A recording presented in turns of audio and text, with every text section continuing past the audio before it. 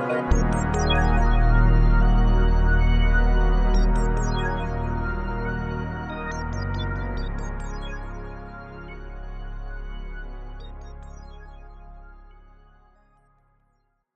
right, hello and welcome back to Who's Even Listening. This will be episode number 21. This will be another solo episode. We're gonna do a little deep dive into a little personally into my life, a little bit into some things I've dealt with. My father wanted me to get into this because I think it's very relevant for people. Hopefully it is.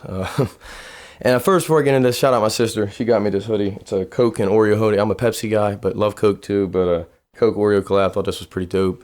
The back's pretty dope too. So definitely check that out. It's pretty cool. Just thank you, sis. Appreciate you. This one I want to get into. I'm going to first start off of giving people, because I'm sure a lot of new listeners aren't really know who I am per se personally. So in my life growing up, I've dealt with a lot of bipolar issues. I have a little schizophrenia. I have a lot of issues with visions, nightmares, terribly. I've never had really good sleep. Just always have had kind of a dark energy around me, the best way I can word it. And I've tried not to amplify that is in my later life. But for the story purposes, early on, I had a lot of issues, man. I'll be completely honest. I mean, I'm going to be as open as I can be. I have no issue saying this. I was very, very mean. I was a stubborn kid. I didn't know what to do. It was not good. It was not good. I sadly lashed out a lot. I did a lot of things I shouldn't have done. Not really like criminal wise, but I just was a mean person. I had a lot of anger, had a lot of built up it just built up. I don't know what it was. It was just, I just constantly had to get something out, man. And whether that was taken out of my mom, my dad, my friends, pretty much anybody, man. I was a mean kid. I mean, if you people to play football with me back in the day or whatever, man, I would literally go to kill you. I mean, I was just so competitive, man, and in anything I did. And maybe that's, why my work ethic is the way it is, but there's a lot of pros and cons to that. And what I'm trying to say is I had a lot of times, my parents, for example, we had a hint on why the show, my whole thing is called mental medicine. This is going to get into that. So basically, growing up, my parents, I don't blame them. I've learned to forgive and let it be. There's no bygones there. They did what they thought was best at the time, just as any parent would. So I do see that now, having my own son. But and during the times, I had a lot of issues. Obviously, they wanted to try to fix those issues in any way they could, whether that was sending me to get medicine, whether that was sending me to counseling, whether that was sending me to therapy. They even did a sleep study. I remember going to Massachusetts for a time, and they had stuff wrapped up to my brain trying to, figure out what was wrong with it. There's a lot of weird stuff that I've been through in that department that I can remember. I'm not trying to get into it and make my parents seem like evil people, because they're not. They had good intentions. But I dealt with a lot. And even when I got older, before I moved to LA and stuff, actually when I got back, I believe it was, I had a incident where I was doing dabs at the time, which if people nowadays know what they are, they're a little more modernized and people understand it, but it doesn't look good. I mean, it looks like it's something worse than it is. And I got my dad, I'm sure he would speak on it. We can have a conversation on it. And he sent me to a rehab place. I believe it was in either Maryland. I think it was somewhere in Maryland. Very, really nice place. Shout out this place. I'll try to find a name and talk about it, because they do great work. I have nothing against them, but I was going there for THC is the whole ordeal. So obviously everyone else there was there for pretty much harder stuff, narcotics, any other thing besides THC. So it reminds me, I'm gonna make a comedy spin off of this for once, but it reminds me of the Chappelle, like Half Baked, if you've ever seen that, which is a funny movie. Shout out Dave Chappelle. But it basically, we have a circle where you're going over like this 12-step program and everything. Everybody's going around saying who they are, why they're here, and what got them here. And everybody's going around, I'm Mike, hey man, I was here, into cocaine for a while, or, I'm into heroin, or, you're hearing all these people, and it gets to me, and I'm like, yeah, I'm Andrew, I smoke weed, and THC, my dad sent me here, and everybody's like, what? And obviously the best part is that the really funniest part of this is everyone knows when you go to rehab, you have to detox. Obviously I had nothing to detox. So everyone else is, sadly strung out and really struggling, God bless them. And I have nothing against. And then we had basketballs where we play, which everyone knows I'm very good at. I've played that my whole life. My dad's very good at basketball. He's been very good. And Dude, obviously felt terrible because I'm here playing with people that are detoxing, and they can't even run the court, literally run a full sprint down the court, and I'm just out here hooping, and eventually I was there for maybe 3 or 4 days, and eventually my dad came and got me because obviously there was no need for me to be in a place that severe with the time. But I didn't blame him. My dad's one of them people. That's why I respect him. He would do anything to try to fix something if he could. And now that I look back on what he did, as a parent myself, I understand it, and I see it in a different light than I originally did. But we had a lot of struggles growing up, man. We can go into deeper that. I'd like to have Dad on to go deeper into me and him and the struggles we had growing up per se, if people are interested, because there is a lot in there that I think is really good for people to learn off of, because I certainly learned a lot. But going off of that, I was never a person that catered to medicine much, never took it well as a kid, didn't really work that well for me. And sadly, I become very stubborn to it. My wife, I'll be open, she just recently went and got a medicine. I completely support her. People, I don't have nothing against people if that's what works for them. Let me make that very clear on this podcast, because I think our words get twisted on podcasts. There's a lot of times that I put something out or something, people take it completely different, and that's not always how I mean it. So I want to make it very clear here. For example, my own wife, if I felt that way, it was such an issue to me, I wouldn't, want her to have it. But she can do whatever she wants. She's her own individual. If that's what works for her, great. I'm happy for you. But for me, it just never got to that point. I never found something, whatever it was, never found something that worked for me. So I learned to take it onto my own hands, and do what I can do, control what I can control. And obviously there's only so much you can do, but you can do what you can do. And that's what I have forced my mind to do. And that's why our whole channel is mental medicine. That's I'm writing a book too. That's going to be a while till that's out, but that's what it's on. It's about the journey of going through something, of not making yourself have to have medicine, but making your mind adapt to what you need it to adapt to. And that's really the journey that I've been on, and it's continuous. I want to make this very clear. I do not have it figured out. Do not, and I don't think anyone will. And anyone that says to you is lying. It's an endless journey. You never get. It's never perfect. It's never to the point where you just are never upset again or ever mad again. It doesn't work that way. I wish I could give you the formula for that. That would be phenomenal. If somebody has that, let me know. We'll try it out. We'll experiment that gladly, but. There is many different methods, and they all work for different people. And you have to find something that works for yourself. And like I always say, there's going to be times where you're upset. That happens. But say you were upset and it lasted for 3 hours. How can I get that to decrease every time I have that issue? For example, if I have it that lasted for 3 hours, I was in that mental space of it collapsing on me. The world's just utterly collapsing around me.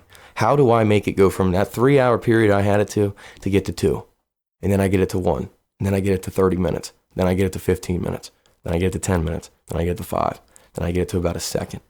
That's what you have to build off of. How can I slowly realize it quicker, be aware quicker, and fix it quicker? Those are the things we have to remind ourselves of constantly when we're in that moment. It's hard. It's very hard. This is not simple. This is extremely difficult, and it will be an endless journey with you throughout your life. But you can get better at it. You will never perfect it, but you can get better at it. Like they always say, you can't chase perfection, but you can chase greatness. You can get damn close. We can get as close as we can. That we need to strive for.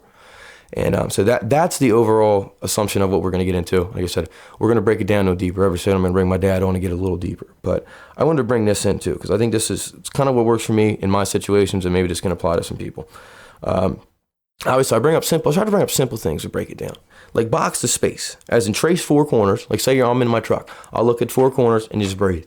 You got to find simple things. And it sounds stupid saying that out loud, but you have to find something to get your mind to think of something else, to get it off of that situation that's just driving you nuts. Whatever it is, it could be work, could be external. You could be thinking about 3 things at once. Whatever it is, you got to learn a way to get your mind to go off of it and focus on right now, and just get through and push through. That's all we can do, man. And we got to stay positive with it. That's what we have to do. So just box the space. See if that works for you. Try it. Get your mind off of something else and keep doing that. Move one muscle. I think this works for a lot of people. Obviously, there's a lot of people that just chew gum. That's a big thing for a lot of, even in my job. I know a lot of my guys at UPS will just chew gum. I mean, that's a huge thing for their relief, that they just chew gum all day. I'm not saying that's great, but hey, if it works, it works. Or just, move your feet around, get a little stretch in, whatever you got to do, man. I mean, shoot, whatever works. Count something real. This is something else I always talk about. Sometimes I get worried about stuff that's not even relevant or even impacting me right this second. I'm just like having foresight thinking about it's going to impact me or whatever. But, really think about right now. All right, let me count 5 rectangles. Let me count 3 sounds and 1 temperature. Let me really pinpoint something. All right, it's 71 degrees in here. All right, there's my mic. That's a circle. That's like more like that's not even a circle. It's like a rectangle oval. But anyway, that's a terrible depiction. All right, so rectangle. Square. Whatever it is. You got to find something to just get your mind off of. It sounds, like I said, this sounds silly. It's going to sound silly. But if you do it, I swear to God, sometimes it works. Sometimes it gets your mind off for a second and you won't even realize it. And this is one thing. I'm in a safe chair. The feeling is loud, but it's a feeling.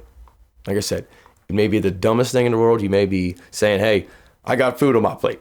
But hey, you got food on your plate. If people, you got to put it in perspective. You got to find ways to trick your mind into being okay with it. And the right now me needs a handle. Tomorrow me can carry more. You know what I mean? And that's what you got to remind yourself. Just daily build and build and build on that foundation. Well, like I said, if you get upset and you're in that mindset for 3 hours before, let's trim it next week. Let's trim it that next day. Let's make it better. And that's all we can do is continually make that less and less and less. And that will trickle down. That will eventually get better. And then you realize, obviously the less time you're in that, the less you're going to feel that way. So that's a win-win. That's a win-win. And I have a lot of quotes here I wanted to bring before we wrap this up, before we wrap it up. Because I think these hit home for me, and I hope they hit home for everybody else. So I'm going to try not to butcher any of these. We don't fix the storm, we pitch a tent. Small wins are exits. Anchor beats answer. If it's nameable, it's navigable. I completely butchered that. I completely butchered that. So right as I said, I knew I did. Ground first, grand later. You don't have to solve it. You have to stay. That one for me really hit home. So I always talk about, solving the world or solving world peace or just solving something, whatever it is. My brain just constantly thinks like that. And the truth is, I always think that it's bigger than this. And, how sometimes we all get depressed and like, man, I got to just move on. I got to get out of here. And we all have these terrible thoughts that collapse our mind, and we need sometimes to get out of that. But you have to stay. Like I said, as hard as it can get, as hard as negative as it can get, just remind yourself that, I've lost a lot of friends, and I'm sure a lot of people have. And remind yourself that there is a reason to stay. There always is. There always will be for everybody. And I truly believe that. And if somebody else doesn't, that's fine. But no, I believe that. I believe there's a purpose for every single person on this world. And I always will. And that's why we say, everybody love everybody, because I truly believe that there's a purpose for everybody. And I believe there's a higher level of thinking that we can get to eventually, to tap into, that portrays that on this society. And hopefully we do get to that point. I pray to God that whoever is out there listening, that we can get ourselves as humans to realize the bigger picture and focus on that. And moving on, 1 square foot at a time. Simple. Choose one handle, not the whole suitcase. Sometimes we all try to carry a little too much. Slow is smooth, smooth is steady. That's always a good one. Feelings are weather, not law. Now that's good. It changes. Think about that. That's a really good one. Sometimes it's storming, sometimes it's not. It's not have to be that way all the time. It can break. Exit the spiral by touching something real. Outbreathe the moment. You can be flooded and afloat. Goes back to my dad's analogy with the river. Very true. You can be flooded and afloat. Later me can carry more. We touched on that one already. Pause is progress when you're skidding. If I can describe the room, I'm back in the room. It's a weird one, but hopefully people get that. That one hit me kind of hard. If you count it, you can cross it. Shrink the loop, not yourself. Name it to tame it. One true thing, then another. Calm is borrowed. Time pays it back. I like that. Control the controllable. Breathe, posture, gaze. Hands on the present. Mind will follow. That's hard for me. I love that one too. So you focus on the present and your mind will follow. And I agree. To live in the moment is the utter hardest meditation. So that is meditation at its finest. So if we all can learn to live in the moment, exactly in the moment, and have our mind feel that way and be in it completely, in body, in emotion of all we're dealing with in that second is quite a task. Touch the floor, find the door. So those are the ones I wanted to bring up. I thought they would hopefully hit home for some people, but a few of those in there really hit home for me. So, but like I said, I want to have my dad on. We're going to have a deeper one about us dealing with our struggles, really going into it and how we've kind of built on. Like I said, it's not perfect, but how we've gotten from where we were to now is a big building block, and we've done it. Obviously, I am proud to say that I have done that without any medicine, and it's not perfect, but I am proud to say that I have taken that battle on, and not trying to take it on anybody that takes medicine. You can do whatever you got to do. Like I said, I support you. But I do think our mind can be stronger than that, and we have to learn to evolve and adapt to that. And hopefully we can teach our mind better ways and have a better culture and better society for people to want to do that as well. And before I do sign off, we have a new website out. It's www.mental-medicine.com.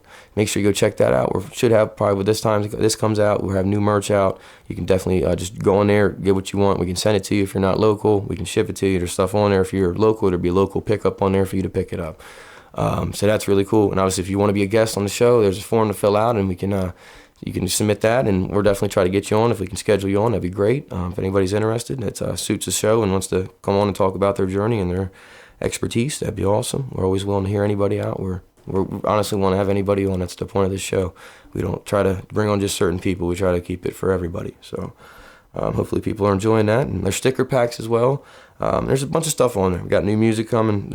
Obviously got the segments, Chew on This, Redacted Reality on Mondays, both of those, and Top 3 at 3 on Sundays. We got a few oddballs coming out every month. You're going to get a new oddball coming soon as well for a game we're playing every month. And then soon enough, we're going to have Who's Out There Besides Us coming, which is going to be live streaming.